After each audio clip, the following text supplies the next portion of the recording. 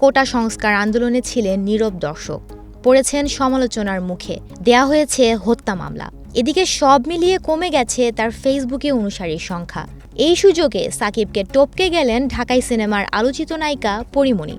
আলোচনা সমালোচনা সবকিছুকে ছাপিয়ে পরীমণির অভিনয় জীবনের 10 বছর হতে চলছে। তবে এই দীর্ঘ অভিনয় জীবনে তার কোনো সিনেমা ব্লকবাস্টার না হওয়া সত্ত্বেও ফেসবুক অনুসারীতে তিনি অভিনয় অঙ্গনের সবাইকে ছাড়িয়ে।